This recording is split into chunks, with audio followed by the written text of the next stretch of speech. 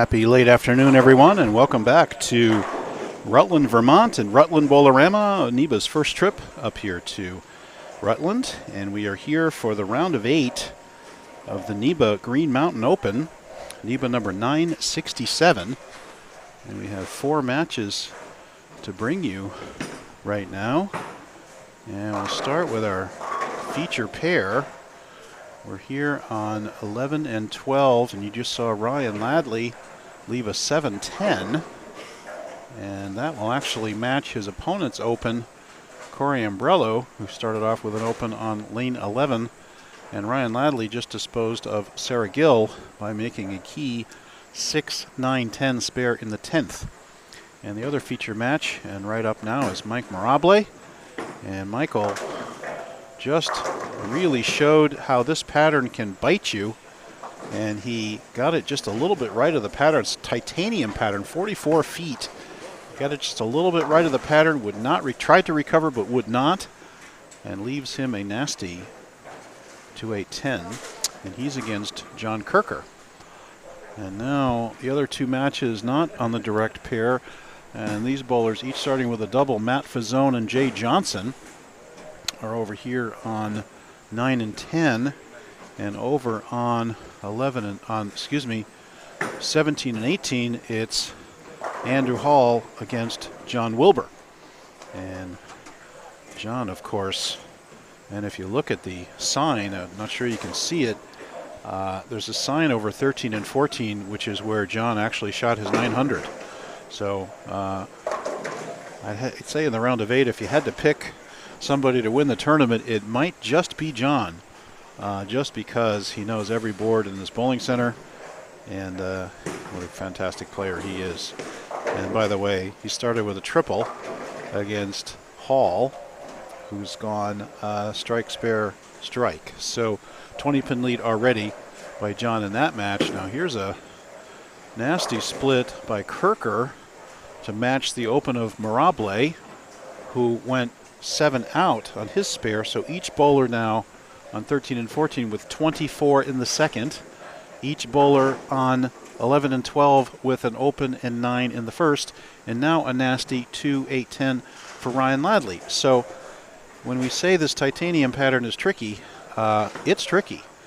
And it's 44 feet, 25.3 mils, and 4.21 to 1. Most people are playing it in.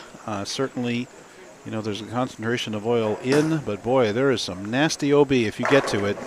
You're never going to see the ball again if you get it right.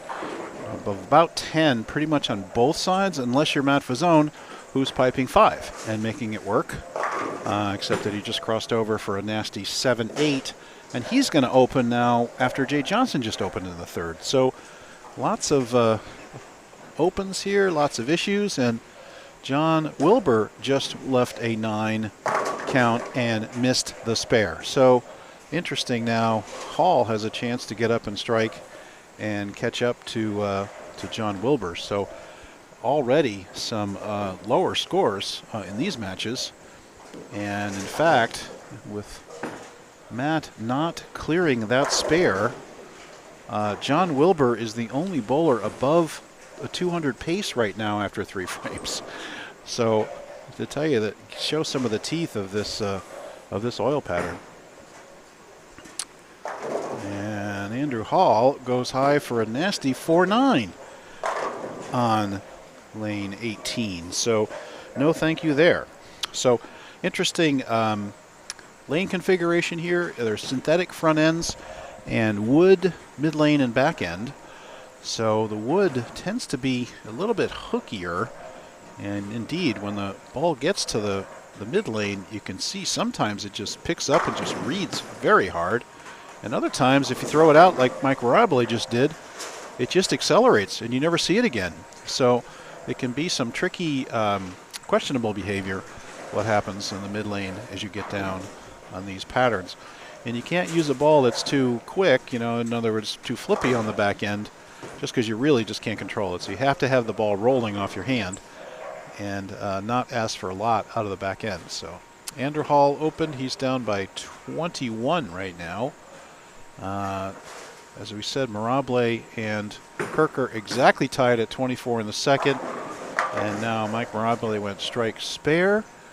And Ryan Ladley has gone open, and Corey has gone open, strike spare. And then in the Jay Johnson match, Jay Johnson with a chance to double. Thought he might get a mix. No, actually, no, not to double, but just to get a strike. Thought he might mixer, and he mixers a 4-7. So not exactly the mixer he was looking for. There's Ryan Ladley looking for his first mark of the match. And there's a bucket without the 4-pin. And so very, very tricky.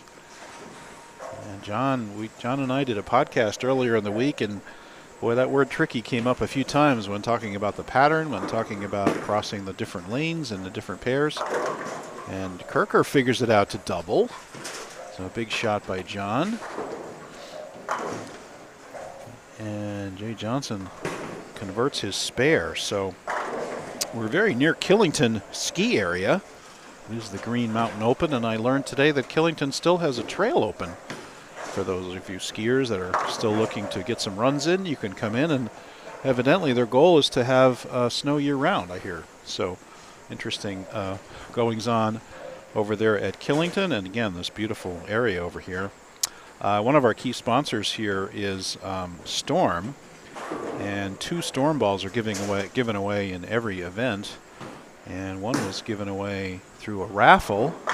And meanwhile, Kirker figures out a way to get a triple out of this, and he's the second bowler plus now. Him and Wilbur. Wilbur just went and just bounced one, and it looks like he bounced his way to a 4-9 trip for a double. So John knows he got away with one there. And again, there's two Storm balls. One is a raffle. If you sign up ahead of time for a NEBA squad, you're eligible for the raffle. That was won by Robert Smith. And then the first person out of the cut, which in this case was Kevin Russell, wins a ball. And that was at 10:43. So Kevin Russell and Mike Mirable, good shot there, trying to keep himself back in the match. He's struck every time on the right lane and has not struck on the left. And Matt Fazone puts a double of his own together. So good shot there by Matt, and that's going to give him a 14-pin lead in his match. Now Ladley now for a second mark of the match. No trouble. Only 57, he's down 12 to Corey. And Andrew Hall clears the 2-8 off the deck, but he's going to be down 20 pins to John Wilbur. And here's Mirable again, throwing it through the pattern. And once that ball accelerates and sees the end of the pattern, and if it has not made its move, you are dead meat. And here's Matt Fazone, got one left a little bit for a 6-7 and an open of his own. Wow, what a challenging set of matches we have here on this pattern. And Corey got one left, and that ball made a sharp move towards the pocket. And Andrew Hall breaks up the 2-10, and Mirable cannot make the washout, and he's been hammered on that left lane. He's gone 7 out, 8 spare, and now washout miss to put him in a, unfortunately, pacing to 172. And while John is plus, so, and whoa, Corey just sneaks by the 7-pin. Probably would have made the 7-8 on that shot. And Andrew Hall sneaks by the 10-pin, just barely makes it. Meanwhile, Wilbur pretty much in control of the match down there on 17 and 18. And here's Kirker going for 4 in a row. And about a smash 9. Can't believe it, but that's okay. He's got a commanding lead in his match. And there's Jay Johnson. See a lot of phase 4s go down the lane. A little bit of polish balls to get through the front. Save some energy for the back on this 44-foot pattern. There's Corey, another nice looking shot. Dead flush. 11-pin lead for Corey. And that was a pretty big double for Davis because it gave him the 10-pin lead in his match against Matt Fazzone. Coming up on June 4th, it's the Dexter Youth Singles at Chicopee. June 4th and 5th is the Savage Arms Open, also at Chicopee. Both of those will be contested on challenge medium patterns. And meanwhile, Wilbur just gets up and strikes twice again, ho-hum. So he goes triple, 8 out, 4-bagger, does Wilbur. So he's looking strong. And Jay Davis left a commanding mixer strike, but unfortunately doesn't get the 10-pin. It's got to be one of the most frustrating hits. The ball comes in late. Nice mixer strike. Get everything else. You just leave that nasty 10, just like you left a weak 10. And now Hall does leave the 4-9, and unfortunately that's going to just about do it for that match. So my pick is in. I take Wilbur, and we'll see what happens. Anybody? Oh, there's nobody on to contest me, so who can? So there we go. Jay Johnson, not Jay Davis. Thanks for correcting me on that one. I know I made that mistake before. Yeah, I apologize for that. Jay Davis, good friend of mine out of the regionals. So it's not the first time I've made that mistake. May not be the last time I've made it.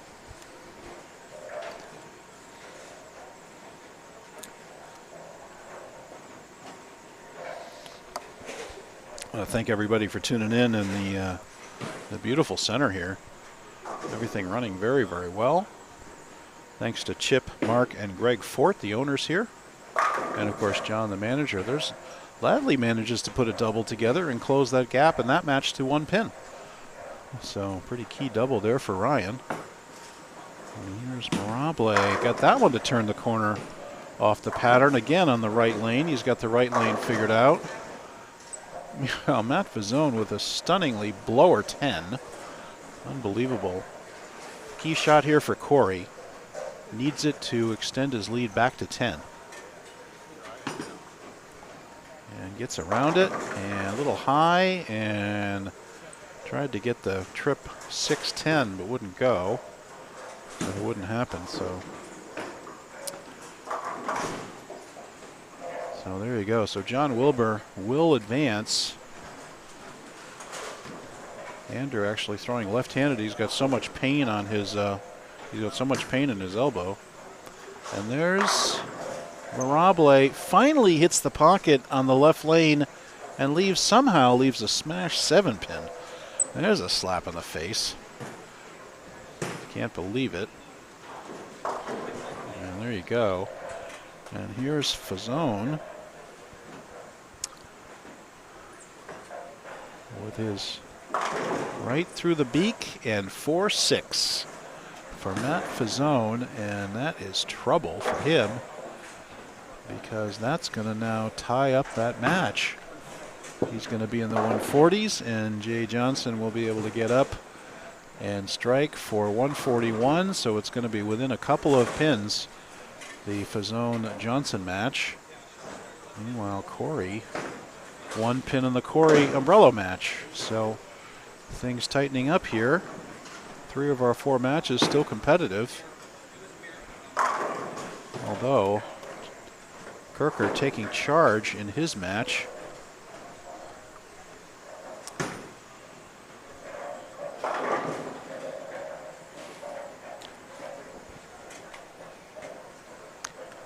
And nice to hear from Rich Turcotte. Thanks for visiting us, Rich. Glad you could make it to the house. Very nice. Don O'Malley checking in from Florida. Hey, Don. It's Rolo, I recall. Buddy, how you doing? Hear from Hans Fecko out in the West Coast every now and then. And Corey gets a strike now on the left lane. And they're just bowling it out on 17 and 18. And a shot here for John. Strikes again. That's going to do it for that match. So we've got 2 matches decided. It's going to be Kirker and Wilbur.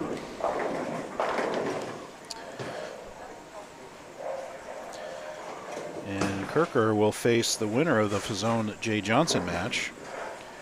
And Wilbur will face the winner of the Corey and Ryan match.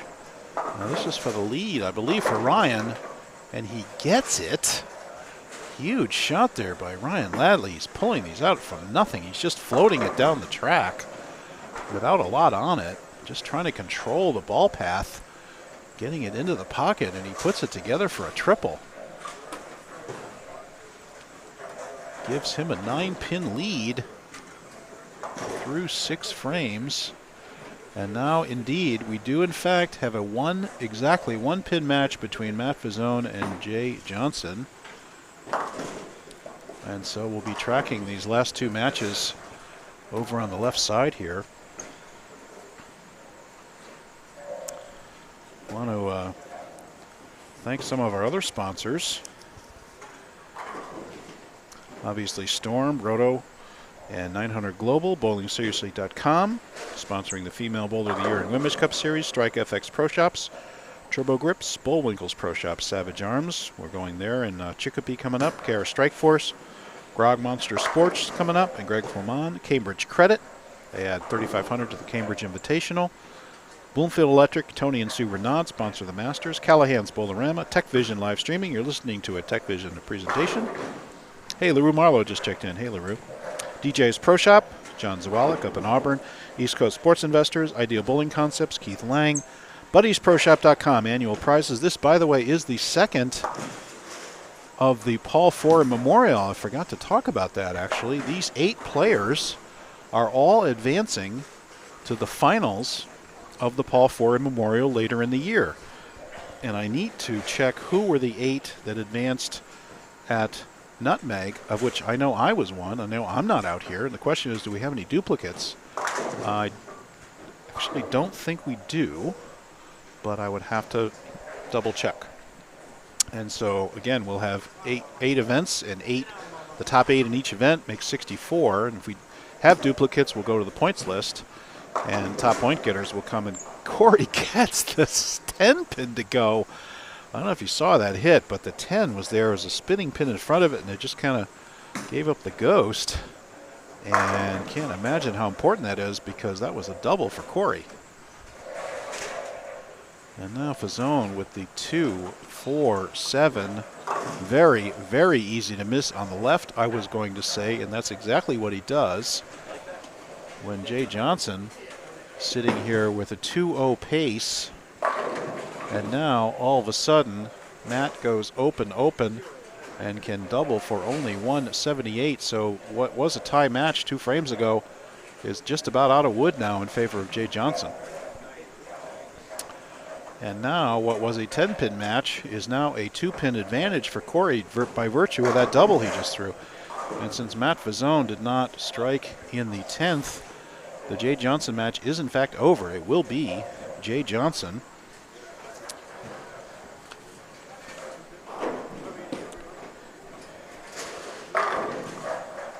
And big shot there for Corey. Strikes again, giving him 12-pin lead now. Ryan Ladley, even though he could put that triple together, wasn't quite enough to close it out. And now Corey gets up and throws a triple of his own and takes command of the match.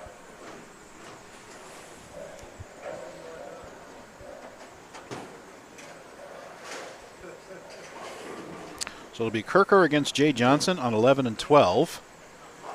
And it will be John Wilbur against either Corey or Ryan Ladley on 13 and 14. Ryan Ladley, beautiful shot, packs it. Great shot there. He can go 216. And if he does, he will force Corey to get the first one on the 10th and good count. So this is the only match we're still tracking. Jay Johnson, John Kirker, and John Wilbur already in the semifinals. And the issue is, what will Ladley do here? Big, big shot for Ryan Ladley. Without it, Corey would only need a mark.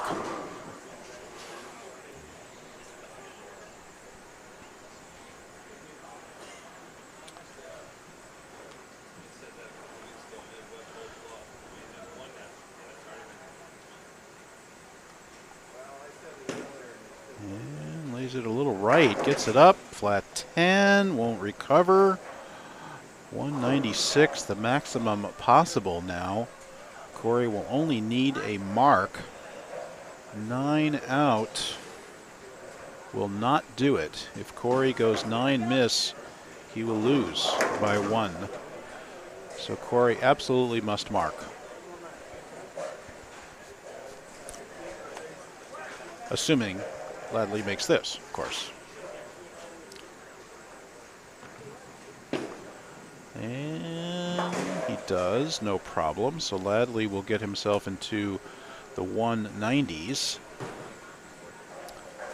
And then Corey will get up and need a mark on lane 12.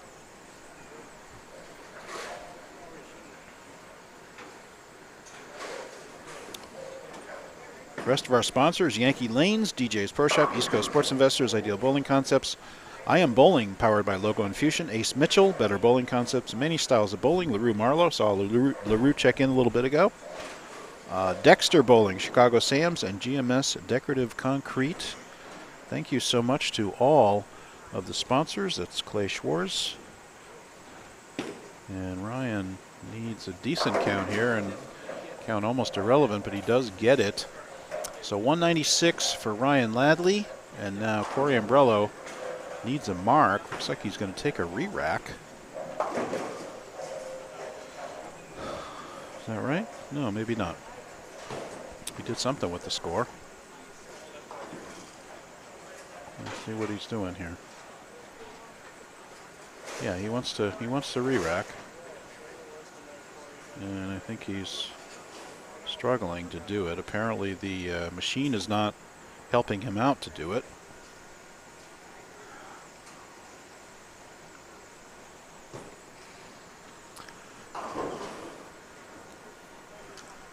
Once again, a mark punches Corey's ticket into the semifinal, excuse me. And he would face John Wilbur.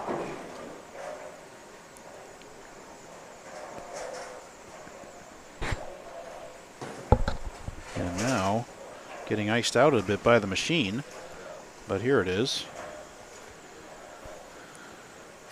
Now Corey wasting no time with that great hit. Through the beak, leaves the 2. 4, 6, 7, he must make it. Corey had one snap through the beak on him, and you see that, the behavior of this titanium pattern. And you can easily have that happen. It picks up on those wood mid lanes, and now he had the split swept away. 2, 4, 6, 7. We're going to have to get a setup here. And Corey is going to need this spare to advance. And now he iced himself out on the re-rack. Got one right a little bit. Snapped hard through the beak for a nasty split. The machine now swept it away. Now he's got to have it reset. So Corey kind of getting iced out. A little bit of his own doing here. But if anybody can make this, I'm sure it's Corey. He was the high qualifier, shooting a brilliant plus 210 at 12:30. And having bowl on the left, I can tell you how impressive that is. And Corey has blossomed into a wonderful player, son of Dave Umbrello and Karen. Shout out to those guys. Hopefully they're watching. And let's see how long this setup will take. We need a 2, 4, 6, 7 on lane 12. 2, 4, 6, 7 on lane 12. There we go. Get it set up now. So John and I did a podcast earlier in the week, and I pressed him for what the at-large cut would be. And he told me 54 over. And indeed, it was 59.